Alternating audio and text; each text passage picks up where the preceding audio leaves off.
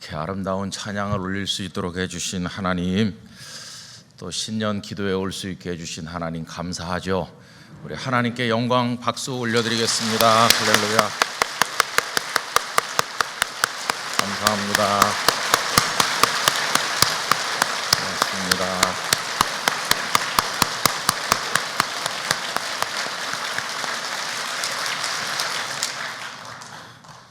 더 많이 해야 되는데 좀 늘 부족한 것 같아요.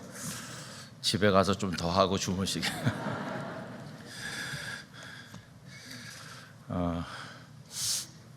이번에 이제 신년 기도회를 위해서 수고하신 분들이 참 많이 계십니다. 이번에 이제 재직 부서도 다 바뀌는 해인데 기도하신 우리 정경숙 장로님이 목양부장이 새로 되셨고, 또 팀들이 다 많이 바뀌었고, 다른 부서와 함께 다 이제 올해 많이 바뀌었죠.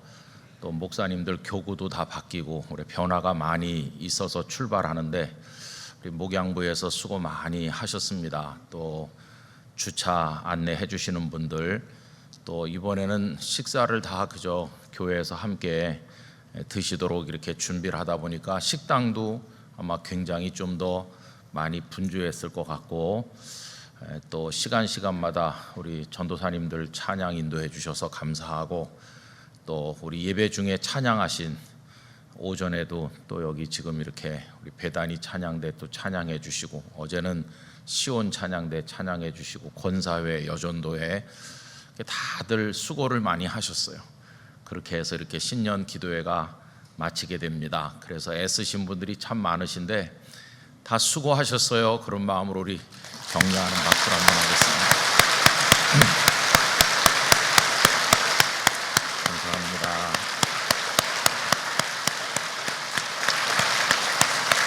고맙습니다. 이렇게 박수하고 딴소리 하다 보면은 헌금 기도하는 걸 잊어버릴 위험성이 있기 때문에 기도하겠습니다. 하나님 감사드립니다. 우리 영락교회를 이곳에 세워주셔서 감사하고, 소중한 성도들을 모아주셔서 감사합니다. 이 모습 이대로 주님의 나라에 들어갈 줄 믿습니다. 하늘나라 유리바다 위에서 찬양할 때 우리 모두가 거기 있게 하시고 영원히 하나님을 송축하게 하여 주옵소서. 그때까지 짧은 인생 사는데 너무 피곤하고 힘듭니다. 시험도 많고 우리를 공격하는 사탄의 세력, 어둠의 영이 너무 많고 우리 사회가 너무나 혼란스럽습니다마는 좌절하거나 포기하지 않게 하여 주시옵시고, 예수 그리스도의 이름으로 승리하도록 영권을 주시옵소서. 성령의 능력을 주시옵소서. 아버지 하나님, 저희들의 마음을 담아 예물을 봉헌합니다. 우리 성도들의 형편과 처지를 아시는 아버지 하나님, 맞춤 은혜를 주시옵시고 전천후 은혜를 주시옵시고 강하고 담대한 믿음으로 승리하도록 붙들어 주시기를 원합니다. 이 집회를 위해 준비하고 수고한 많은 손길들에게 하나님의 은총을 내려 주시옵소서. 마지막 저녁 시간이 되었습니다. 성령께서 성도들의 마음의 귀를 열어 주시옵시고 마음밭이 옥토가 되게 하여 주시옵시고 백배의 결실이 있게 하시며 우둔하고 어리석은 종의 자취를 가려주시기를 원하오며, 가정에서 함께하는 이들에게도 큰 은혜를 베풀어 주시고 올해 영락교회 영적으로나 모든 면으로 큰 부흥의 역사를 허락하여 주시옵소서. 하나님의 은혜를 감사드립니다. 예수님의 이름으로 기도하옵나이다. 아멘. 저 같은 목사는요, 12월 달하고 1월 달이 참 좋습니다. 왜 그런지 아세요? 12월 달은 연중에 그냥 게으르던 성도들도 끝에는 좀 뭐 해보려고 이렇게 열심히 나오시거든요. 그래서 좋고, 1월은 왜 좋은지 아시죠? 뭐 좀 새로 해보려고. 그래서 생전가야 새벽기도 안 오던 분이 새벽기도를 다 오지를 않나. 1월 달은 참 놀랄 일이 많이 벌어지는 달이거든요. 한 6월, 7월도 1월 같아야 되는데, 그래서 1년 내내 1월 같으면 얼마나 좋겠어요. 여러분, 이렇게 우리 신년 기도회를 모였습니다. 코로나 전에는 영락 기도원에서 모였는데 기도원에서 모이면 또 기도원이기 때문에 남다른 어떤 영적 분위기가 있어요. 그런데 아쉬운 것은 좀 접근성이 떨어지고 또 먼데 계신 성도들은 예배당 오는 것보다 훨씬 힘들거든요. 여기는 광역버스, 지하철 뭐 이렇게 다 사통팔달로 오실 수 있는데 우리 기도원은 좀 그게 불편하다 보니까 많이 오시지를 못해요. 근데 이제 코로나 때문에 기도원에서 할 수가 없어서 그래서 이제 여기 본당에서 모이는데 성도들이 훨씬 많이 오시죠. 그래서 이제는 코로나가 끝나도 기도원에 가서 모이기는 어렵겠다. 이제 더 많이 오시는 게 그게 목적 아닙니까, 그죠? 뭐 더 많이 오실 수 있다면야 뭐 그렇게 해야 되는 거니까. 이 신년 기도회와 비슷한 게 또 여름에 하는 산상 기도회거든요. 산상 기도회도 보면 이렇게 몇백 명 또 모이다 많이 모이는 저녁에는 뭐 1,000명 넘게도 오시고 그래도 이게 제한돼 있죠. 우리 기도원 예배당이 또 수용할 수 있는 그 인원이 한계가 있고 또 거기서 식사 같은 거 여러 가지 힘들고 참 여러 가지 어려웠어요. 그동안 준비하시는 분들이 어려웠는데 이제 코로나 때문에 산상 기도회 비대면으로 했던 적도 있고요, 그죠? 그런가 하면 또 여기서 대면으로 했던 적도 있었는데 훨씬 많은 성도들이 오셔서 은혜를 받으니까 코로나가 끝나도 산상 기도회를 다시 전처럼 기도원에서 하기는 어렵겠다. 그런 생각을 이제 하게 되는 것이죠. 왜냐하면 한 분이라도 더 오셔서 은혜를 받고 말씀을 들어야 되니까. 그래서 이제 우리 당회에서는 어떻게 생각을 했느냐 하면 기도원에 가서 모이는 옛날 방식의 산상 기도회를 더 하기가 오늘의 현실에 비추어서 어렵겠다 생각을 했습니다. 그러면 이제 여기 본당 이 좋은 데가 있으니까 한 분이라도 더 오셔서 가득가득이 채워가지고 이 예배당에서 이제 산상 기도회도 하는 거다. 근데 우리가 이제 2주간 했잖아요. 산상 기도회를 2주간 하는 이유는 그 기도원이 좁기 때문에 교구를 나눠가지고 1차 기도회에는 어느 교구가 오세요. 2차 기도회에는 또 그 나머지 교구가 오세요. 이런 식으로 이제 분산했던 거거든요. 그리고 강사님도 한 분에게 2주간을 부탁하기는 참 어려우니까 목사님을 2분을 우리가 모셔가지고 1차 집회, 2차 집회 이렇게 했잖아요. 그죠? 그렇게 계속 했는데 예배당에서 할 것 같으면은 굳이 2주간에 나눠서 할 필요가 없겠다. 한 주간에 18개 교구가 다 모여가지고 하면 되는 거잖아요. 그죠? 그것도 또 여름이 제일 바쁩니다. 교회학교 우리 어린이부터 청년대학부까지 그 여름에 모든 게 집중돼 갖고 제일 바쁠 때가 그 7월 8월인데 산상 기도회까지 그때 굳이 할 필요가 있나 이런 생각을 또 하게 됐어요. 그래서 여러분 올해는 과감하게 한번 새로운 시도를 하기로 했는데 여름 산상 기도회를 하지 않고 4월 달에 합니다. 4월에 산상 기도회라는 이름을 계속 사용할지는 잘 모르겠지만은 이 예배당에서 한 주간에 다 모여서 합니다. 다 모여서. 그래갖고 여기서 총력을 다해서 여기서 모이고 오후에 성경 통독도 하고 산에서 했던 거 이제 여기서 그대로 하는 거예요.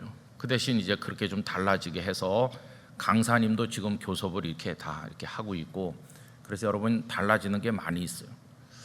그러면 이제 여름은 7월 8월에 나는 기도원에 한번 안 가보면 몸살이 나는데 그렇게 아쉬운 분들이 또 계시잖아요.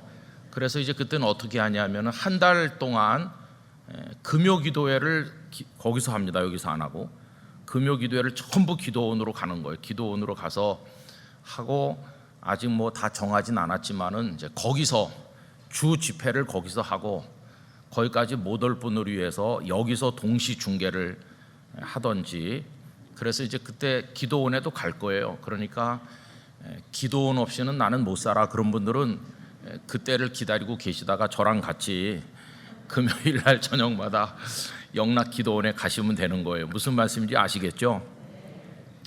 그래서 좀 이제 우리가 새롭게 하고 더 많이 모여야 되겠다. 우리 영락교회 약점 중에 하나는 성도들이 너무 멀리 사신다는 거예요. 다 너무 먼 데서 오시기 때문에 우리 새벽 기도도 소수밖에 안 오시니까 그냥 뭐 작은 방이면 된다고 그래갖고 우리 베델 기도실에서 했는데 늘 마음이 좀 하나님 앞에 불편해요. 왜 이렇게 조금 온다고 작은 방에서 하냐, 그렇게 꼭 말씀하시는 것 같아요. 그래서 몇 분이 오실지 모르지만 이 아름다운 본당에서 기도하자, 그렇게 해갖고 이제 우리 장로님들이 다 기쁨으로 동의하셔서 이제 본당에서 새벽 기도회를 하게 된 것이거든요. 근데 주일날은 베델에서 하는데 그 이유는 일부 예배를 드려야 되니까 이게 시간적으로 너무 이렇게 촉박해요. 그래서 주일날만 베델에서 하고 나머지 엿새는 이제 여기 본당에서 하는 거예요. 여러분, 옛날에 우리 어른들이 11조 성도라고 그랬어요. 11조 성도가 뭐냐 하면은 그 교회 성도가 1000명이라고 그러면 최소한 새벽 기도는 11조 성도가 나온다는 거예요. 100명, 1000명 중에 100명이 새벽 기도 나온다. 그게 그냥 한국 교회 보통 평균이었어요. 많이 나오는 교회는 뭐 150명, 200명 새벽 기도 많이 나오는 교회가 있겠죠. 이렇게 생각해 보면 우리 영락교회는 11조 새벽 기도가 되려면은 여기 꽉 차야 되는 거예요, 새벽 기도회가. 그런데 우리 새벽에 기도하는 숫자가, 여기 모이는 숫자가 너무 적어요. 그래서 여러분들에게 말씀드리는 건데, 좀 힘들지만 우리 새벽 기도를 한번 부흥시켜 봅시다. 새벽 기도에 좀 많이 나와서 하나님 앞에 기도를 해야 되는 거예요. 새벽을 깨우는 거예요. 그래서 서울 시내 근무하시는 분들은 여기 하나님 앞에 와서 하나님 앞에 기도하고 출근하고 이렇게 체질이 되도록, 아유, 새벽에 어떻게 오나. 어제 제가 알려드렸잖아요. 9시 전에 재벌집 막내 아들 이런 거 보지 말고 주무시면 새벽 기도 할 수 있다고 그랬잖아요. 하여튼 그래서 좀 체질을 좀 바꿔야 돼요. 영적 체질을, 살아가는 방식을 좀 바꾸셔야 돼요. 그래서 새벽에 모여서 좀 간절히 기도하고, 저는 우리 영락교회 본당이 가득 차는 새벽 기도, 그런 꿈을 늘 꾸고 있어요. 하나님께서 여기 은혜와 축복을 주셔서 내가 새벽 제단을 쌓다가 하나님의 복을 받았습니다. 내가 새벽을 깨워서 우리 자손들이 다 믿음의 우선이 됐습니다. 그런 간증들을 좀 가져야 되는 거예요. 그래서 그걸 물려줘야 되는 거고, 기도의 사람으로, 은혜의 사람으로 우리가 살아가야만 되는 것이죠. 여러분, 그런데 도전해 보시기를 바랍니다. 도전을 해야 돼요. 이 산상 기도회도 그렇고 우리 이번 신년 기도회도 말씀을 전하고 나면 이제 목사님들이 나오셔서 찬양하면서 이제 우리가 이제 기도하잖아요. 근데 그걸 그대로 하는 시간이 있잖아요. 그게 언제입니까? 매주 금요일이죠. 매주 금요 기도회 말씀을 전하고 나서 1시간 동안 또 기도하잖아요. 금요 기도회도 여러분 참 은혜로운 시간이에요. 금요 기도회는 담 쌓고 사는 분들이 많은 것 같아요. 금요 기도회는 나랑은 상관없는 거다, 그렇게 생각하는 분들이 너무 많아요. 여러분, 금요 기도회를 여러분의 축복의 시간으로 삼으셔야 돼요. 왜 이런 말씀 드리냐 하면, 단언하건대 새벽 기도 안 하고 금요 기도회 이런 데 안 오는 분이 다른 시간에 기도한다? 저는 안 믿습니다. 그거는 불가능한 거예요. 도시 생활 속에서 목사님 저는 금요 기도회 안 가도 다른 때 기도해요. 그거 할 수 없어요. 그냥 억지로라도 금요일 날 와서 기도하고 새벽에 깨워서 기도해야 그래도 조금이라도 하는 거지, 다른 시간에 자율적으로 내가 기도를 깊이 한다는 거는 그냥 거의 불가능해요. 그걸 불가능하다는 걸 목사님이 어떻게 그렇게 잘합니까? 제가 해보니까 안 되더라고요. 그러니까 목사도 금요 기도에 와야 되는 거고 새벽 기도에 와야 되는 거고, 그리고 그때 하나님께서 우리를 기도하라고 묶어주시는 거예요. 그게 하나님의 은혜요 축복인 것이에요. 그래서 여러분, 그 하나님께서 기도하라고 정해주신 그 시간에 기도를 하셔야 되는 거예요. 기도를 그냥 하루 세끼 식사 때만 기도해 갖고는 안 됩니다. 그건 기도라고 할 수도 없어요. 그러니까 정말 기도에 집중하는 시간이 필요한 거죠. 올해는 이렇게 그래도 가득 차진 않았지만은 어느 정도 우리가 평소 산상기도회 기도원회 할 때 비하면 훨씬 많이 오셔서 몇 배로 많이 오셔가지고 본당에 앉아서 하고, 또 영상으로 보시는 분들도 많이 계시는데 이렇게 이제 시작을 하는 거예요. 그래서 첫 달 기도드림 첫 달을 하니까 또 본당도 열어서 기도도 하고, 여러분 이렇게 이제 기도에 불을 떼잖아요. 근데 이게 이제 첫 달만 하고 끝나면 안 돼요. 1년 내내 12달 기도의 사람으로 살아가는 일에 도전하시기를 부탁드립니다. 이 영적 부흥이 우리에게 얼마나 소중하고 필요한지, 정말 이건 소중한 것이에요. 이게 정말 여기서 뭔가 결판을 보지 못하면 하나님의 은혜의 세계 속에 들어갈 수 없으니까 우리가 기도해야 됩니다. 그래서 오늘 이제 이 신년 기도회가 끝나는 날인데, 오늘 말씀의 제목이 그때 기도할 수 있는가 하거든요. 저는 이 시간에 이제 성경에서 두 사람의 왕을 말씀드리려고 그래요. 한 사람은 기도에 성공한 사람이고 한 사람은 기도에 실패한 사람인데, 그 두 사람은 전부 남한국 유다의 왕들이죠. 기도에 실패한 사람 얘기부터 해보려고 하는데, 여러분 성경을 한번 펴서 우리 같이 찾아보면서 합시다. 구약성경 역대하 14장입니다. 14장.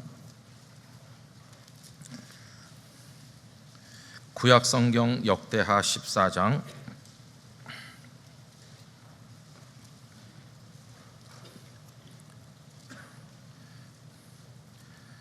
펴셨어요? 구약 672면 673면 그 어간에 있습니다. 역대하 14장을 펴시고 1절 말씀 다 같이 읽겠습니다. 아비야가 그의 조상들과 함께 누움에 다윗성에 장사되고 그의 아들 아사가 대신하여 왕이 되니 그의 시대에 그의 땅이 10년 동안 평안하니라. 아멘. 여기 역대기에는 나오지 않았는데 열왕기 상에 보면 이 아사가 왕이 돼가지고 몇 년 동안을 왕노릇 했느냐 하면 41년 동안 왕노릇 했어요. 상당히 오랫동안 이 아사가 왕위에 있었습니다. 그런데 이 아사가 왕이 돼가지고 방금 읽은 말씀에 보면은 몇 년 동안 평안했다고 그랬습니까? 10년 동안 전쟁이 없고 나라가 평안했어요. 잘 지냈어요 처음에. 자, 그러다가 이제 전쟁이 벌어지는 거예요. 전쟁이 어디를 가서 보시느냐 하면은 여러분 9절로 가봅시다. 14장 9절 말씀, 9절부터 우리 11절 말씀까지 우리 다 같이 읽겠습니다. 구스 사람 세라가 그들을 치려하여 군사 100만 명과 병거 300대를 거느리고 마레사에 이르매 아사가 마주 나가서 마레사의 스바다 골짜기에 전열을 갖추고 아사가 그의 하나님 여호와께 부르짖어 이르되 여호와는 힘이 강한 자와 약한 자 사이에는 주밖에 도와줄 리가 없사오니 우리 하나님 여호와여 우리를 도우소서. 우리가 주를 의지하오며 주의 이름을 의탁하옵고 이 많은 무리를 치러 왔나이다. 여호와여 주는 우리 하나님이시오니 원하건대 사람이 주를 이기지 못하게 하옵소서 하였더니. 아멘. 여러분 색연필 가져오신 분들은 거기 11절에다 표시하시면 좋겠어요. 11절이 여러분들의 기도가 되시기를 바랍니다. 아사가 그의 하나님 여호와께 부르짖었다. 막 안타까운 거예요. 그냥 조용히 읊조린 게 아니라 막 부르짖었어요. 하나님 살려주세요. 그런 기도를 한 거예요. 전력을 다해서 기도했어요. 왜 그러냐 하면은 방금 읽은 것처럼 적이 몇만 명입니까? 100만 명이에요. 100만 명. 압도적인 적이 쳐들어왔기 때문에 이 절대절명의 위기 속에서 아사는 하나님 앞에 부르짖게 된 거예요. 근데 그 기도의 내용이 참 아름답습니다. 여호와여 힘이 강한 자와 약한 자 사이에는 주밖에 도와줄 리가 없습니다. 하나님께서 도와주시지 않으면 어떻게 해볼 수가 없습니다. 하나님 우린 연약해요. 적은 강해요. 하나님 우리를 도와주세요. 이러면서 부르짖는 거죠. 그래서 그 기도를 우리가 그대로 따다가 평상시 기도 속에 이 기도를 드리는 거 아주 좋다고 생각합니다. 이런 기도를 하나님 앞에 부르짖었어요. 그랬더니 여러분 결과가 어떻습니까? 12절 여호와께서 구스 사람들을 아사와 유다 사람들 앞에서 치시니 구스 사람들이 도망하는지라. 할렐루야. 하나님께서 남한국 유다에 대승을 주셨어요. 그래서 적들이 버리고 간 거 다 약탈하고 엄청난 전리품을 얻어가지고 이제 돌아오는 거예요. 그 돌아온 이야기가 15장으로 이어집니다. 15장 1절, 하나님의 영이 오뎃의 아들 아사랴에게 임하심에 그가 나가서 아사를 맞아 이르되 아사와 및 유다와 베냐민의 무리들아 내 말을 들으라. 그 다음부터 같이 읽습니다. 너희가 여호와와 함께하면 여호와께서 너희와 함께 하실지라. 너희가 만일 그를 찾으면 그가 너희와 만나게 되시려니와 너희가 만일 그를 버리면 그도 너희를 버리시리라. 아멘. 무슨 얘기입니까? 이 하나님의 종을 보내서 말씀하시기를 똑똑히 보지 않았습니까? 하나님을 찾고 하나님과 함께하면 하나님께서 여러분들을 도우시는 걸 경험하지 않았습니까? 앞으로도 그럴 테니까 하나님을 찾고 하나님을 의지해야 됩니다. 이렇게 얘기해 줬어요. 여러분, 이때가 언제냐 하면요, 그 15장 10절로 가보세요. 15장 10절, 아사왕 몇 년이라고 그랬습니까? 제 15년이라고 그랬어요. 그러니까 구스 사람이 쳐들어와 가지고 전쟁이 벌어져서 하나님 앞에 부르짖어서 대승을 거둔 때가 15년쯤 됐을 때예요. 여러분, 아까 처음에 왕이 돼서 한 10년 동안 평안했다고 그랬어요.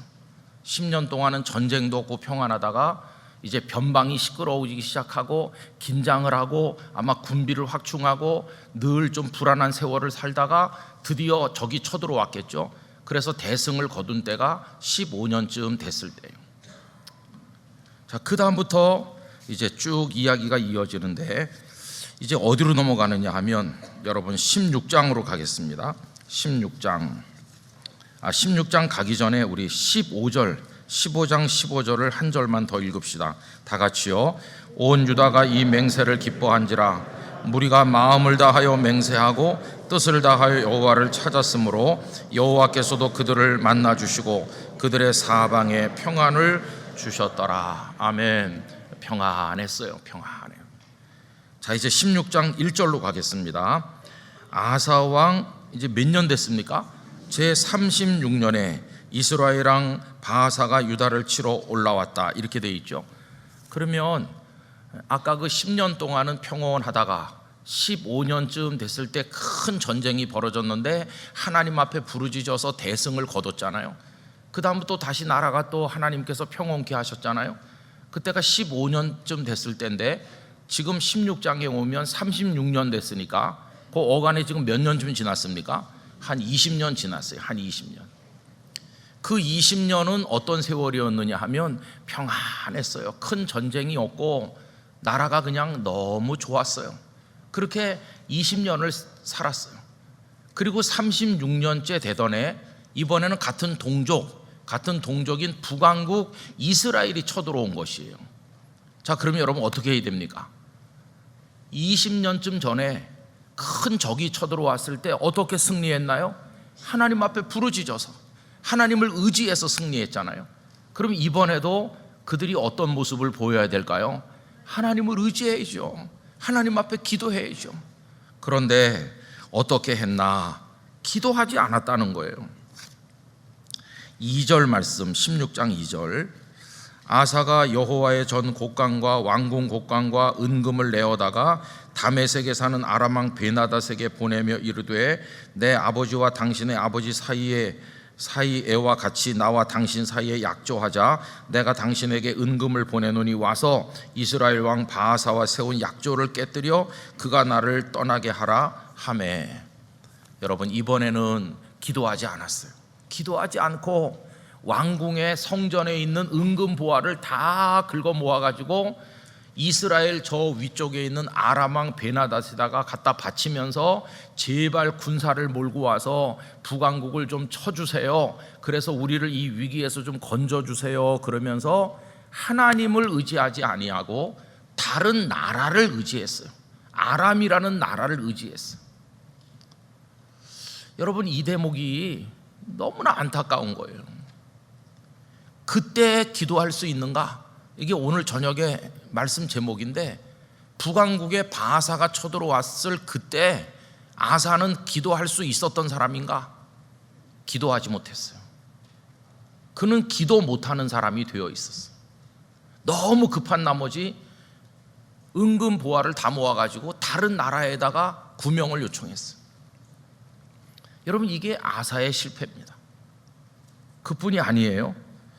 그가 하나님의 책망을 받는 얘기가 나오는데 어디를 보시느냐면 16장 7절 16장 7절부터 10절까지 같이 읽겠습니다. 그때 선견자 하나니가 유다 왕 아사에게 나와서 그에게 이르되 왕이 아람 왕을 의지하고 왕의 하나님 여호와를 의지하지 아니하였으므로 아람 왕의 군대가 왕의 손에서 벗어났나이다. 구스 사람과 룹 사람의 군대가 크지 아니하며 말과 병거가 심히 많지 아니하더이까. 그러나 왕이 여호와를 의지하였으므로 여호와께서 왕의 손에 넘기셨나이다. 여호와의 눈은 온 땅을 두루 감찰하사 전심으로 자기에게 향하는 자들을 위하여 능력을 베푸시나니 이 일은 왕이 망령되이 행하였은즉 이후부터는 왕에게 전쟁이 있으리이다 하매 아사가 노하여 선견자를 옥에 가두었으니 이는 그의 말에 크게 노하였음이며 그때 아사가 또 백성 중에서 몇 사람을 학대하였더라. 여러분, 펜이 있으신 분은 거기 9절 말씀에 줄을 치시기 바랍니다. 유명한 요절 말씀이죠. 9절 제가 다시 읽어보겠습니다. 여호와의 눈은 온 땅을 두루 감찰하사 전심으로 자기에게 향하는 자들을 위하여 능력을 베푸시나니. 아멘. 거기까지 줄을 치시기 바랍니다. 하나님의 눈이 어떤 사람들을 찾고 있습니까? 전심으로 하나님을 향하는 사람을 찾으시는 거예요. 다시 말하면 하나님만 의지하고 하나님께 부르짖어 기도하는 사람을 하나님은 찾고 계시고 그런 사람에게 은혜와 축복을 주신다는 거예요. 하나님은 그런 하나님이시다. 그런데 당신이 하나님을 의지하지 않고 아람의 왕을 의지한 거 너무나 잘못된 것이다. 선견자가 와서 꾸지람을 했어요. 그런데 아사의 영은 그 꾸지람을 받아들일 만큼 조금 더 준비가 되어 있지 않았어요. 오히려 그 하나님의 종을 감옥에다 가두고 사람들을 학살하기도 했어요. 여러분, 거기서 끝난 게 아닙니다. 12절로 내려가 보실까요? 12절. 아사가 왕이 된 지 39년. 여러분, 아까 아사가 몇 년 동안 왕 노릇했다고 그랬습니까? 41년인데 39년이면 지금 어떻게 된 거예요? 거의 끝자락이에요. 거의 끝자락. 그죠?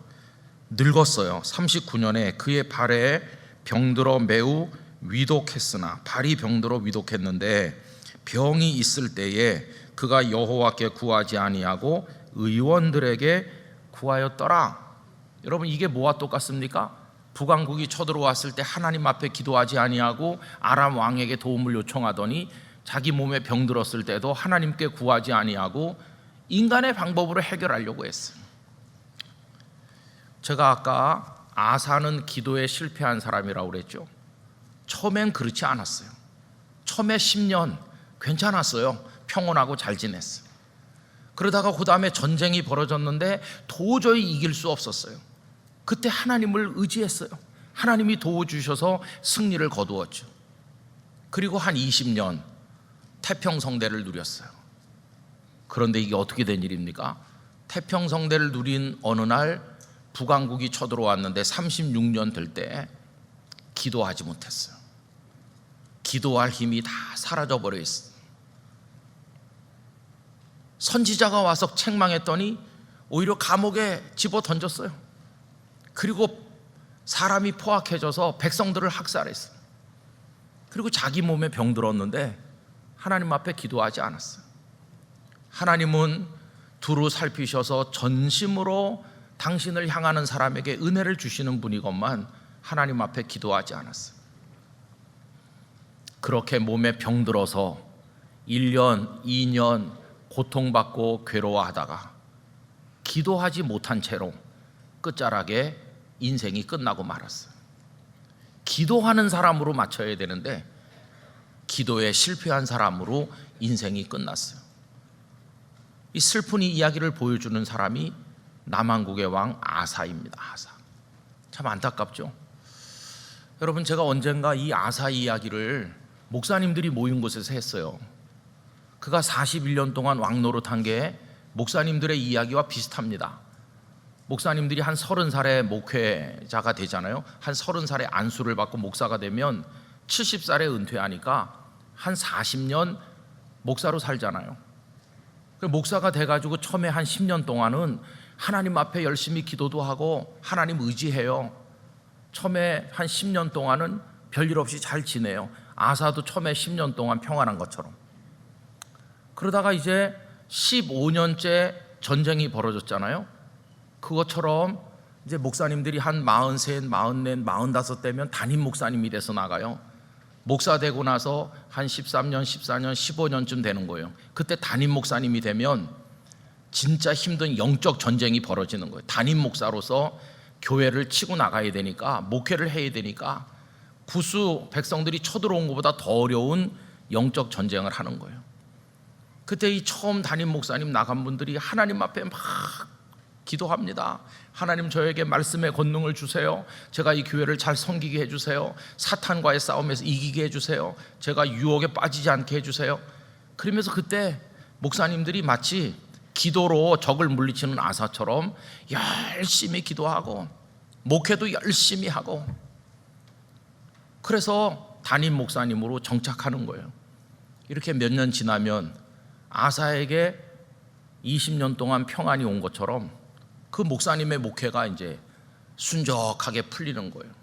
그 목사님이 새로 와서 벌써 7년 됐대, 10년 됐대. 그런데 그 교회가 평안하대. 아유, 그 교회는 좋겠어. 이러면서 10년, 15년 이렇게 흐르는 거예요. 그래서 한 10몇 년 지나면 목사님이 이제 50대 후반이 되고 한 60이 가까워져요. 그동안 잘 지냈어요. 평안한 시기가 온 거예요. 그럼 한 60쯤 되면 어떻게 될까요? 아사가 기도의 힘을 다 잊어버린 것처럼 목사님들이 영적인 전투력이 다 떨어져요. 처음에 부임했을 때는 정신이 바짝 나가지고 그렇게 부지런하게 열심히 기도하고 했는데, 이제 교회가 좀 이렇게 안정되고 성도들도 좀 늘어나고 그러면은 딴 생각하는 거예요, 목사님들이. 나도 이제 가서 뭐 한 자리씩 좀 해야 되는 거 아닌가. 그래서 뭐 어떤 뭐 노회도 가고 여기저기 가서 뭐 이런 거 저런 거 한 자리씩 하고 사람들과 어울려서 이런 일 저런 일 하고, 물론 해야 되죠. 근데 문제는 그렇게 하면서 자꾸 마음속에 명예에 대한 욕심도 생기고 뭐 좀 유명해지고 싶은 욕심도 생기고, 그러면서 바깥으로 많이 다니고 이렇게 하는데, 그때 기도할 수 있는가? 영이 흐려지는 거예요. 목회가 후반기로 가서 이제 마무리를 잘해야 될 때가 오는데, 그때는 영역이 다 땅에 떨어지고 처음 부임했을 때 같은 그런 순수한 마음도 없고, 이제는 노예해져 가지고 하나님 앞에 엎드리지 않는 거예요. 내가 뭐 목회를 하루 이틀 하냐? 그렇게 하면서 인간의 경험과 방식으로 하는 거예요. 겉으로는 뭐 잘하는 것 같아요. 그런데 하나님과의 관계가 점점 멀어져요. 여러분, 저는 목사님들이 젊어서 실패하는 목사님들은 잘 못 봤어요. 다 50대 후반 60 넘어서 이름 꽤나 알려지고 성공한 목사라고 하는데 무너지는 거예요. 추해지기도 하고 젊어서 했던 목회를 다 까먹어요. 은퇴할 때쯤 되면 진짜 이게 참 이상해지기도 해요. 은퇴 이후에 젊은 나라의 그 순수했던 모습 다 까먹는 목사님도 전 여러 번 봤어요. 평온한 게 좋은 것인가? 평온한 뒤끝이, 끝자락이 이렇게 돼서 끝난다면 얼마나 안타깝습니까? 이건 비단 목사님들에게만 적용되는 건 아니겠죠. 제가 이제 목회자들 모인 곳에서 그런 목회자 되면 안 된다고 이제 말씀을 드린 건데, 우리 보통 성도들도 그래요. 내가 소시적에 찬양 리더 출신이라고, 내가 기도회 때마다 와서 찬양 인도하고, 내가 청년부 임원했었고, 시집가기 전에 장가가기 전에 내가 얼마나 열심히 했는지. 근데 나중에 이제 결혼해가지고 사회생활 해야죠, 애들 키워야죠, 뭐 그러면서 힘들 때는 그래도 기도하고 그래요. 그러다가 이제 좀 아이들도 좀 크고 회사에서도 어느 정도 자리 앉고 그래도 내 집장만도 하고 그러면은 그 다음에 평온한 세월이 오는 거예요. 마음이 교만해지기 쉽고 하나님과 멀어져요. 간절한 기도의 제목이 없어져요. 뭐 다 그냥 편안하니까. 의례적으로 가끔 하나님 이렇게 해요. 주일날도 와서 예배도 안 드리는 건 아니고 뭐 봉사도 한다고 그러고 해요. 그러나 하나님 앞에 목숨 걸고 부르짖던 그 관계는 다 식어버린 거예요. 그러다 이제 교회에서도 좀 내가 이 나이가 됐는데 너 교회에서도 좀 한 자리 해야 되는 거 아닌가, 인간적인 생각이 자꾸 드는 거예요. 주님을 사랑해서, 교회를 사랑해서 복음을 전도하고 싶어서 그래서 내가 교회 집사도 되고 뭐도 되고 이런 게 아니고, 그래도 내가 이 교회 구력이 몇 년인데, 그래가지고 인간적인 방법으로 직분자가 되는 사람이 수두룩하게 많아요. 하나님 앞에 부르짖는 건 다 사라졌는데 그건 몇십 년 전에 했던 거지, 그거 안 해본 지가 오래된 이들이 장로님도 되고 권사님도 되고 다 되는 거예요. 힘이 없어, 힘이. 오히려 젊은 청년보다 기도의 힘이 더 없고 하나님 앞에 매달리는 것도 더 없고, 잘 믿는 것 같은데 하나님 체험이 없어요. 은혜 속에 들어가질 못해요. 그냥 바깥에서 겉도는 거죠. 이런 영적 생활이 참 이게 불쌍한 겁니다. 이게 예수님을 헛믿는 거지. 이런 식으로 되면 안 되는 거죠.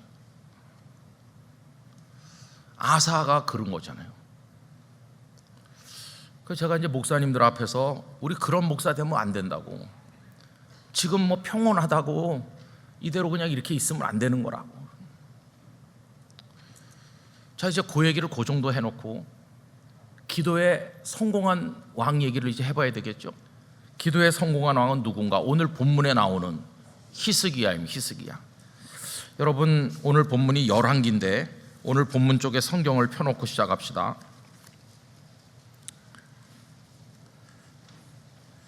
열왕기 하 20장이 오늘 본문이죠. 여러분, 오늘 본문 1절 우리 다 같이 읽어보실까요? 그때에 히스기야가 병들어 죽게 되매 아모스의 아들 선지자 이사야가 그에게 나와서 그에게 이르되 여호와의 말씀이 너는 집을 정리하라, 네가 죽고 살지 못하리라 하셨나이다. 히스기야가 낯을 벽으로 향하고 여호와께 뭘 했다고요? 여러분, 이게 참 힘든 거잖아요. 하나님께서 하나님의 종 이사야를 통해서 너 이제 죽는다. 얼마나 충격적입니까? 너 이제 죽어. 그러면 그때 히스기야가 뭐 나이가 7, 80 됐나요? 이제 겨우 39살이에요. 한창 나라를 위해서 해야 될 일이 많을 때예요. 그러지 않아도 지금 나라가 안팎으로 어려운 때예요. 지금 내가 더 살아서 할 일이 너무 많은데 너 이제 그만 살아라 하니까 막 히스기야가 다 억장이 무너지는. 그런데 여러분, 중요한 게 이겁니다. 그런 충격적인 하나님의 말씀을 들었을 때 히스기야는 바로 기도했어요. 바로 기도할 수 있었어요. 그때에 기도할 수 있는가? 히스기야는 기도할 수 있었어요. 기도할 수 있는 힘도 있었고 기도해야 되겠다는 마음도 있었고 실제로 기도도 했어요. 아사는요, 북왕국 바하사가 쳐들어오니까 아람에게 은근 보아 보냈어요. 그는 그때 기도할 수 없었던 사람이고, 여기 히스기야는 그때 인생의 위기가 왔을 때 바로 기도할 수 있었어요. 여러분, 기도를 한 결과가 뭔지는 잘 아시죠? 하나님께서 응답하십니다. 5절 말씀 다 같이요. 너는 돌아가서 내 백성의 주권자 히스기야에게 이르기를 왕의 조상 다윗의 하나님 여호와의 말씀이 내가 네 기도를 들었고 네 눈물을 보았노라. 내가 너를 낫게 하리니 네가 3일 만에 여호와의 성전에 올라가겠고 내가 네 날을 15년을 더할 것이며 내가 너와 이 성을 아수르 왕의 손에서 구원하고 내가 나를 위하고 또 내 종 다윗을 위함으로 이 성을 보호하리라 하셨다 하라 하셨더라. 할렐루야. 네 기도를 들었고 네 눈물을 보았노라. 여러분, 여기 줄쳐서 여러분의 말씀이 되시기를 축원합니다. 이 하나님의 은혜인데, 이 하나님의 은혜가 있으려면 뭐가 있어야 되는 겁니까? 기도가 있어야 되죠. 기도를 했으니까 기도를 들었다 이렇게 하십니다. 기도를 하지도 않는데 어떻게 하나님 기도를 들으십니까? 또 눈물을 흘렸으니까 내 눈물을 보았다는 거지, 눈물 한 방울 흘리지 않았는데 어떻게 눈물을 보신다고 할 수 있겠어요? 그러니까 이때 히스기야는 눈물의 기도를 드릴 수 있는 사람이었던 것이, 아사하고 너무 다르잖아요. 아사는 그때 기도가 막힌 사람이에요. 히스기야는 위기가 왔지만 기도할 수 있었던 사람이에요. 눈물을 뿌릴 수 있었어요. 그래서 하나님의 은혜를 입은 걸 볼 수 있어요. 자, 그럼 여러분, 한 사람은 기도에 실패했고 한 사람은 기도에 승리한 분이신데 그 차이가 뭐냐? 이제 오늘 제가 드리려는 말씀이 이겁니다. 도대체 왜 이런 차이가 왔나? 여러분, 여기 지금 20장 1절에서 첫 단어가 뭡니까? 그때입니다. 그때, 그죠? 그럼 그때라는 거는 뭘 말하는 거냐 하면은 그 앞에, 그 앞장에 나오는 얘기입니다. 그 앞장에. 그럼 그 앞장에 무슨 얘기가 나오는가 하면요, 여러분 18장으로 가보실까요? 18장 13절입니다. 18장 13절 다 같이 읽어보겠습니다. 히스기야 왕 제14년에 아수르의 왕 사네립이 올라와서 유다 모든 견고한 성읍들을 쳐서 점령하매, 아수르 왕 사네립의 침략이 시작이 됐어요. 그래가지고 계속 성들을 점령하고 약탈해가고 위협하고 이렇게 하는 일이 거듭되던 끝에 이 아수르 왕 사네립이 대군을 몰고 와서 이제 유다를 완전히 점령하겠다고 작심을 한 것이에요. 그래서 18만 5천 명이 손바닥만한 예루살렘을 겹겹이 에워쌌어요. 정말 절대절명의 위기를 맞이한 것이죠. 그때 히스기야가 어떻게 했나요? 19장 1절 말씀. 히스기야 왕이 듣고 그 옷을 찢고 굵은 배를 두르고 여호와의 전에 들어갔다. 여러분, 그가 한 일이 뭡니까? 성전을 찾아갔어요. 하나님을 찾아간 것이에요. 그 다음에 19장 14절부터 우리 쭉 같이 읽으실까요? 히스기야가 사자의 손에서 편지를 받아보고 여호와의 성전에 올라가서 히스기야가 그 편지를 여호와 앞에 펴놓고 그 앞에서 히스기야가 기도하여 이르되, 그룹들 위에 계신 이스라엘의 하나님 여호와여, 주는 천하 만국의 홀로 하나님이시라. 주께서 천지를 만드셨나이다. 여호와여, 귀를 기울여 들으소서. 여호와의 눈을 떠서 보시옵소서. 사네립이 살아계신 하나님을 비방하려 보낸 말을 들으시옵소서. 여호와여, 아수르 여러 왕이 과연 여러 민족과 그들의 땅을 황폐하게 하고 또 그들의 신들을 불에 던져 싸우니 이는 그들이 신이 아니요 사람의 손으로 만든 것 곧 나무와 돌뿐이므로 멸하였나이다. 우리 하나님 여호와여, 원하건대 이제 우리를 그의 손에서 구원하옵소서. 그리하시면 천하 만국이 주 여호와가 홀로 하나님이신 줄 알리이다 하니라. 여러분, 히스기야가 한 게 뭐죠? 하나님 앞에 기도했어요. 베옷을 입고 다 자기 왕의 옷을 찢어버리고 베옷을 입고 하나님 앞에 성전에 올라가서 엎드려서 적이 보낸 그 비방하는 편지를 하나님 앞에 펴놓고, 하나님 보시옵소서, 우리를 살려주세요. 눈물로 기도했어요. 여러분, 그랬더니 20절 말씀 다 같이 읽습니다. 아모스의 아들 이사야가 히스기야에게 보내 이르되, 이스라엘 하나님 여호와의 말씀이 네가 아수르 왕 사네립 때문에 내게 기도하는 것을 내가 들었노라 하셨나이다. 아멘. 너의 기도를 들었다는 거예요. 아까 그가 병들었을 때 눈물로 기도했더니 너의 기도를 들었고 내 눈물을 보았노라 이렇게 하셨는데, 그 전에도 아수르의 침략을 받았을 때 그는 그렇게 기도했어요. 그래서 그 결과가 무엇입니까? 여러분, 19장 35절로 오시기 바랍니다. 19장 35절 다 같이요. 이 밤에 여호와의 사자가 나와서 아수르 진영에서 군사 18만 5천 명을 친지라. 아침에 일어나 보니 다 송장이 되었더라. 할렐루야. 하나님의 군대가 와서 적을 다 쳐서 멸했어요. 하나님의 군대가 히스기야를 구원했어요. 유다를 구원해 주셨어요. 예루살렘이 죽음의 구덩이에서 생명의 골짜기로 바뀌게 됐어요. 얼마나 놀라운 은총입니까? 이게 유다 백성들에게 임한 히스기야의 눈물의 기도에 대한 하나님의 응답이었어요.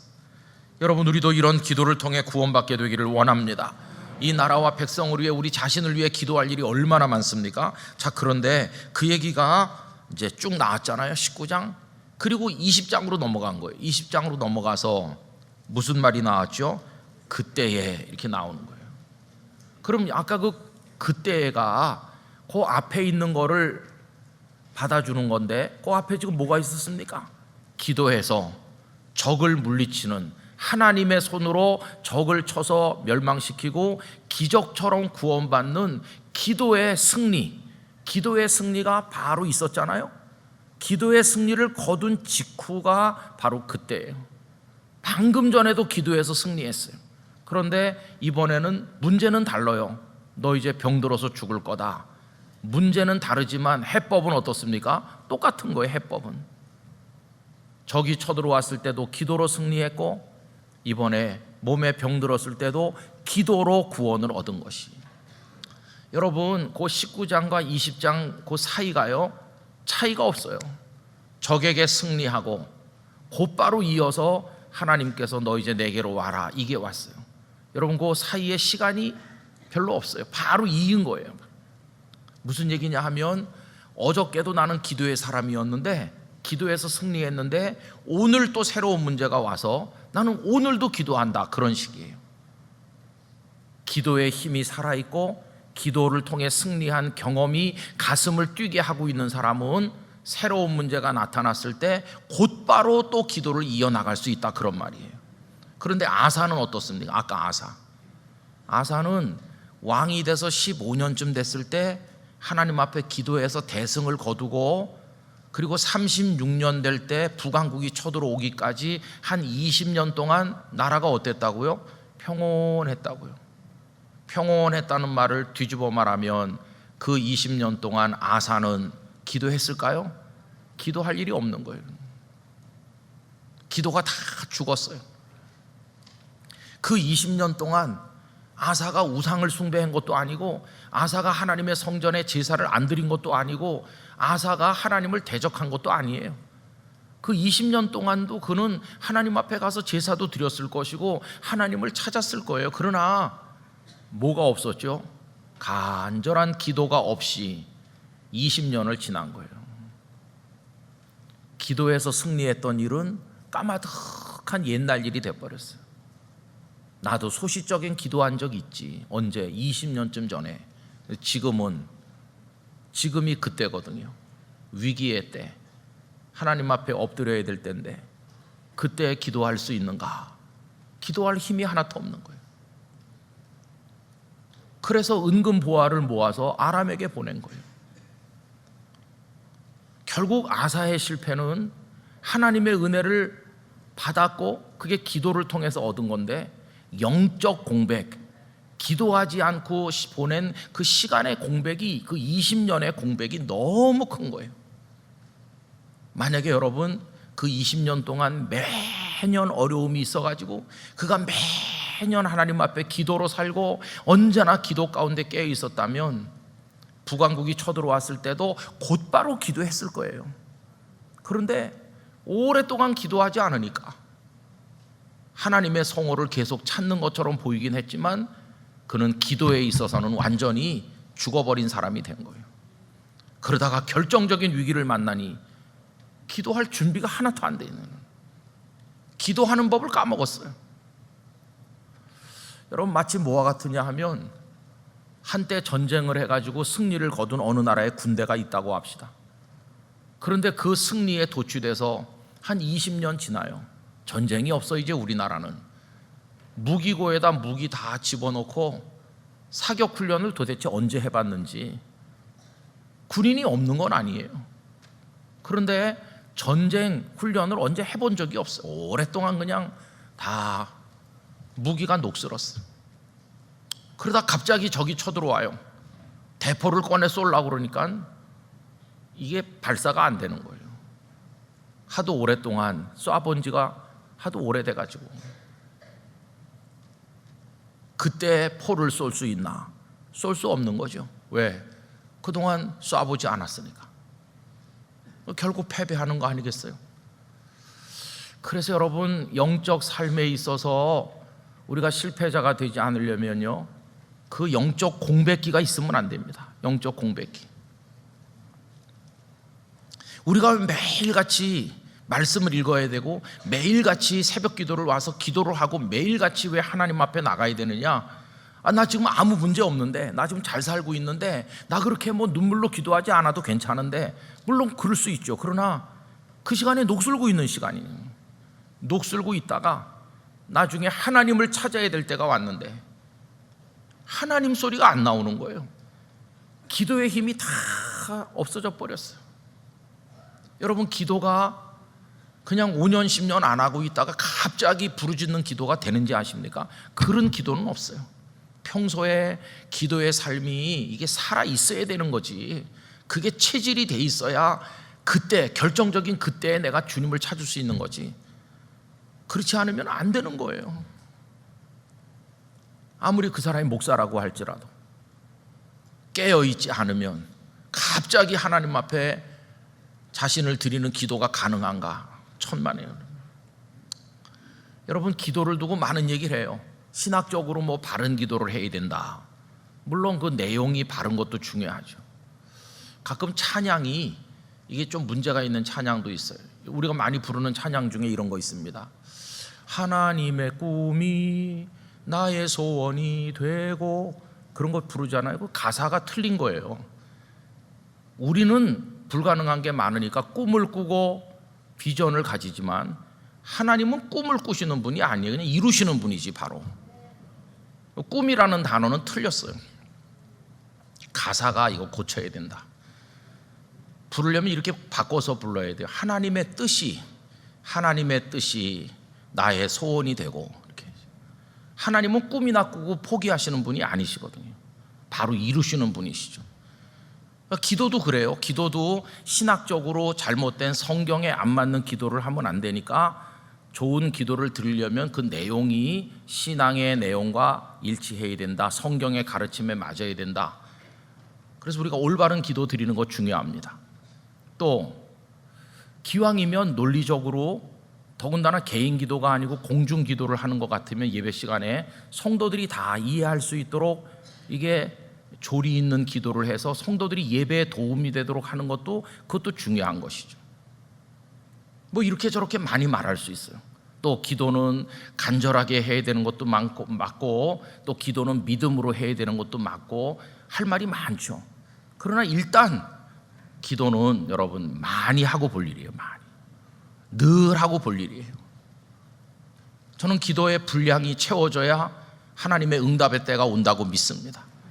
엘리야 같은 위대한 인물, 하나님 앞에 기도했잖아요. 하나님, 하늘에서 불을 내려서 당신께서 참 신이심을 이 많은 우상의 선지자들, 백성들 앞에 보여주세요.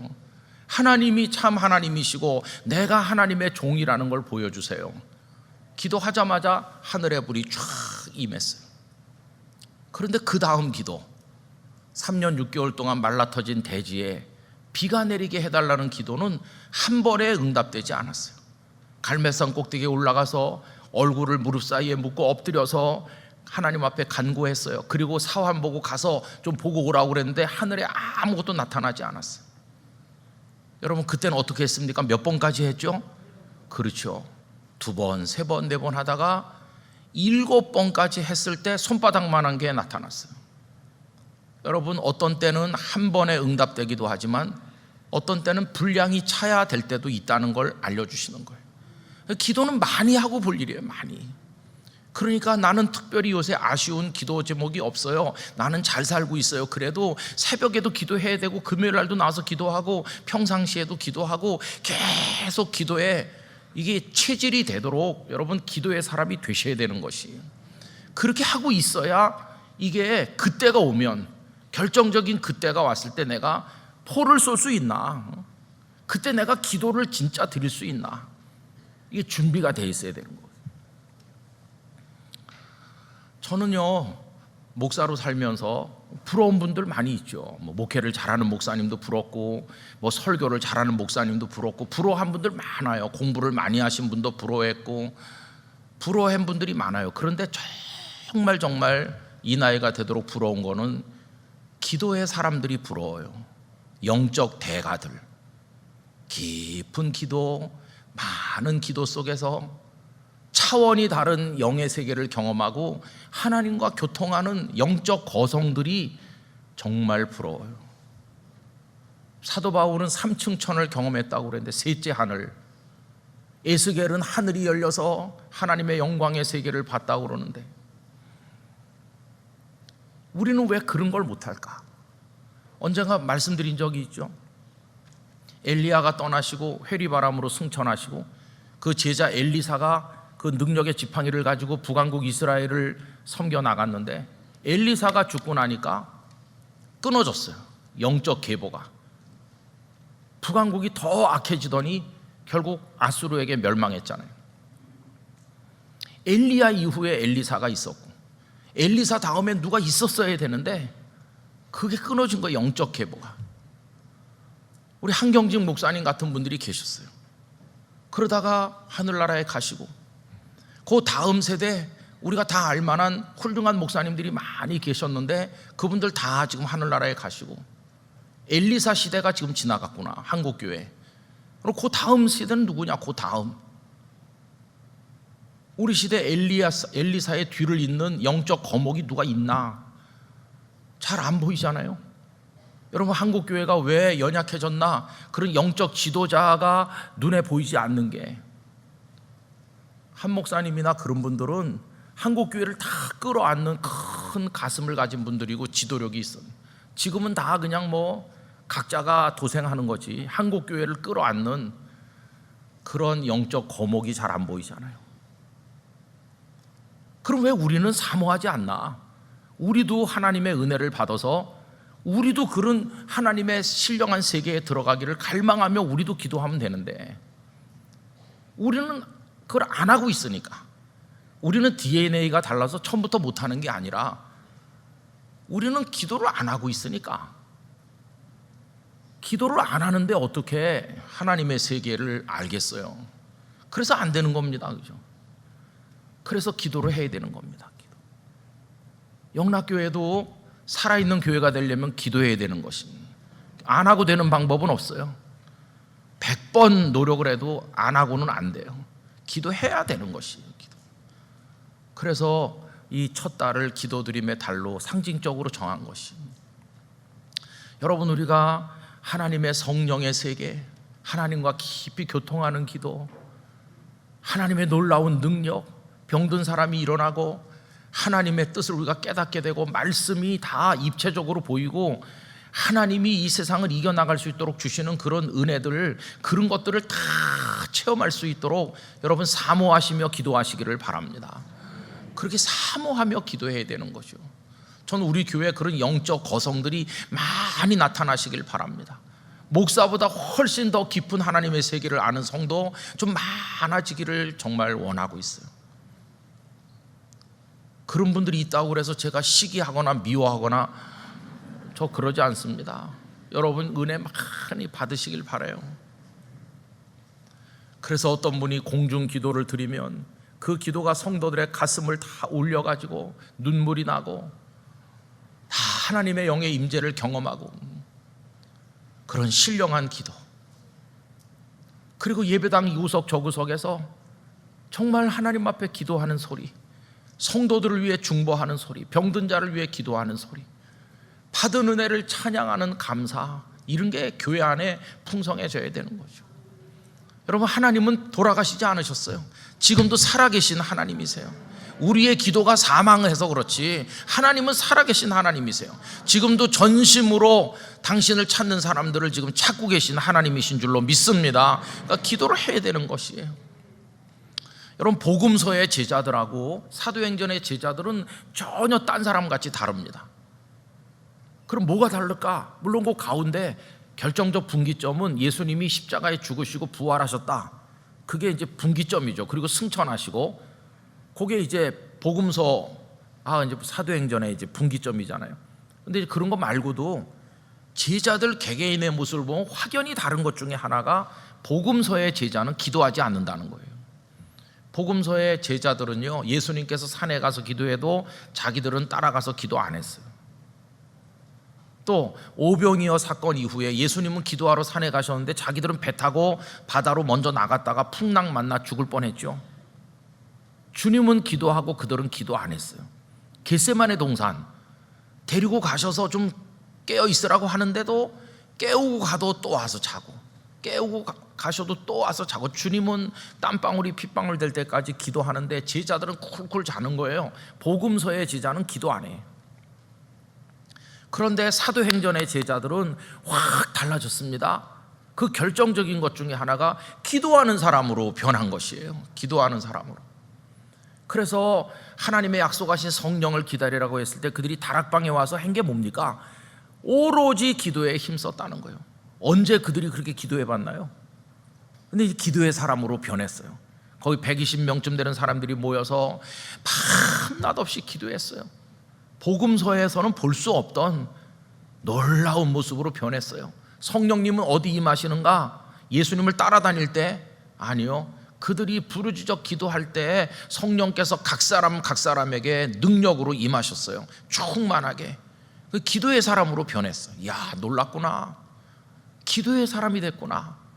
그 다음에 그게 체질화됐어요. 3장에 가서 보면 제9시 기도 시간에 베드로와 요한이 성전에 올라가다가 성전 미문에 앉은뱅이 장애인을 만나서 나사렛 예수님의 이름으로 일어나 걸으라. 제9시 기도 시간, 이거는 그들이 시간을 정해놓고 기도했다는 걸 알 수 있어요. 이제 기도가 생활화된 거예요. 기도가 늘 정해놓고 기도했어요. 가끔 기도하는 게 아니라 그냥 일상이 된 거예요. 기도가 일상이 돼서 그렇게 기도하러 가다가 능력이 나타난 것이.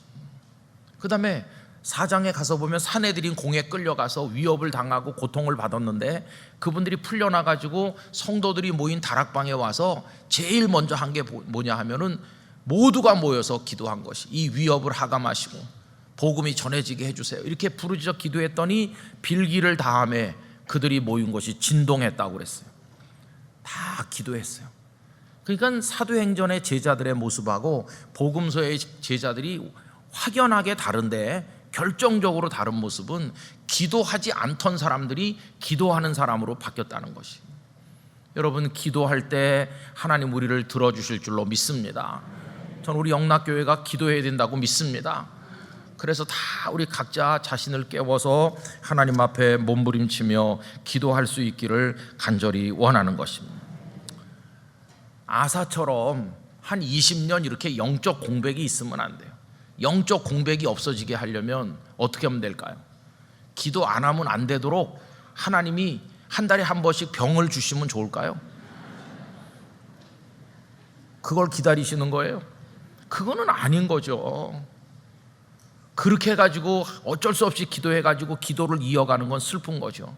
하나님 나에게 삶에 어려운 일이 없도록 평안을 주셨을 때 평안할 때 늘 기도하는 거예요. 그런 면에서 이 오이코스는 참 좋은 거예요. 매일 말씀을 보고 매일 기도하게 되니까 매일같이 기도하면 이게 쭉 이어나가고 기도가 나의 체질이 되고, 그러다가 결정적인 그때가 와도 내 총은 손질이 잘 돼 있기 때문에 언제든지 총을 쏠 수 있는 거예요. 그게 승리하는 그리스도인의 모습인 줄로 믿습니다. 여러분, 그래서 우리 열심히 기도해야 돼요. 여러분의 무기를 잘 닦아서 반질반질하게 해놓으시기를 바랍니다. 깨어있는 성도는 바로 그런 것이죠. 그래서 저는 지금까지 살면서 기도 많이 하는 분들이 정말 부러워요. 저희 어머니는 공부도 많이 한 분도 아니고 뭐 내보일 게 아무것도 없죠. 근데 저희 어머니는 어떻게 제가 지금도 이해가 안 되는 게 하나 있는데, 저희 어머니 신학교에 신자도 모르거든요. 아무것도 뭐 배워본 적이 없으세요. 근데 어떻게 부흥회를 다녔는지 그게 지금도 미스테리예요. 미스테리. 부흥회를 제법 많이 다니셨거든요. 목사님들이 저희 어머니 보고 성경학교도 안 나온 저희 어머니 보고 와서 부흥사경회 해달라고 한 3일씩 가서 했어요. 근데 거기서 은혜 받은 청년들이 목사님이 되기도 하고, 그래서 목사님이 되신 분의 아들이 영락교회에서 부목사님 하시다가 지금은 큰 교회 담임 목사님이 돼 있어요. 그 아버지 목사님이 저희 어머니 부흥회 때 은혜를 받은, 참 놀랍죠. 그 아버지 목사님이 우리 교회 지금 등록이 되셔서 우리 성도로 돼 있어요. 좀 멀리 사시지만은 가끔씩 오시는데, 제가 그 목사님한테 이렇게 물어봤어요. 아니, 그 팔팔한 청년일 때 저희 어머니 가서 부흥회를 해가지고 그때 은혜 받은 청년 2명이 목사가 되고 목사님 그 중에 한 분이라고 들었는데 저희 어머니 부흥회가 어땠습니까? 궁금해서 물어봤더니 하여튼 뭐라고 표현하기 힘든 은혜를 받았다는 거예요. 그러니까 목사가 되기로 결심한 거죠. 저는 아직도 그거 잘 이해를 못하겠어요. 어떻게 부흥회를 했을까?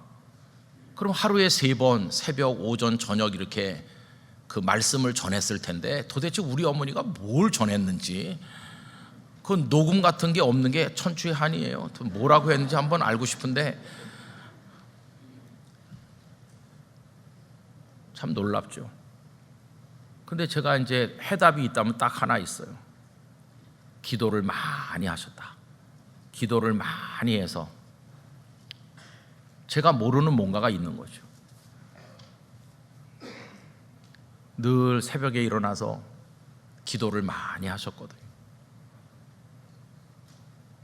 저희 어머니는 제가 놀다가 넘어져서 무릎이 깨져 피가 나면 약 바르기 전에 피 나는 데다가 손대고 기도부터 했어요. 그럼 어린 제가 아니 빨간 약 빨리 발라야지. 빨간 약이라고 그랬잖아요. 근데 어머니는 기도부터 하고 그게 체질이 된 거예요. 기도부터 하고 빨간 약 바르는 거예요. 배가 아픈데 그럼 뭐 소화제 먹어야 되는데 활명수 먹기 전에 우선 기도부터 하고 활명수 먹는 거예요. 그러니까 이게 그냥 기도가 이렇게 체질이 된 거죠. 여러분, 저는 아직 어머니한테 그걸 잘 배우지 못했어요. 이번에 기도 드림의 첫 달을 하면서 여러분들에게 이렇게 기도에 대해서 말씀드린 이유는 여러분들을 향해서 드리는 말씀이기도 하지만 저에 대한 얘기이기도 해요. 이제 뭐 목회를 해야 얼마나 하겠습니까? 몇십 년 뭐 하겠습니까? 이제 조금 더 진지한 기도를 하자. 좀 하나님과 통하는 깊은 기도를 드리고 싶다. 그래서 그 기도를 통해 하나님의 더 깊은 세계를 알고 싶다. 그런 이제 간절한 열망이 있고, 우리 영락교회가 이 시대를 감당하는 교회가 되고 영적 싸움에 이기려면 성도 개개인도 그렇고 기도밖에 없다. 기도를. 여러분, 여러분의 인생에 그때가 올 때 바로 기도할 수 있는 영적 순발력이 준비되어 있으시길 바랍니다. 그리고 바로 하나님의 응답을 받으시기를 축원합니다. 내 기도를 들었고 내 눈물을 보았노라. 근데 승리하는 것이에요. 여러분, 그런 결심으로 이제 오늘 신년 기도회가 마무리되는데 그걸 가지고 돌아가셔서 여러분의 일상에서 늘 기도하시기를 부탁드립니다. 부탁드리고 또 부탁드려요. 잘 말씀드렸죠? 네. 기도 우리 열심히 하도록 해봅시다. 우리 장로님, 권사님, 집사님들 위해서 기도도 해주시고 저를 위해서도 많이 기도해 주시고 우리 목사님들 위해서도 전도사님들 위해서 영락교회가 기도의 토대 위에 세워지도록 올 한 해 하나님의 성령이 우리 속에 강력하게 역사하실 줄 믿습니다. 기도하겠습니다. 아버지 하나님, 저희들로 하여금 깨어서 기도하게 하여 주시옵소서. 영적 공백이 없도록 기도하게 하여 주시옵소서.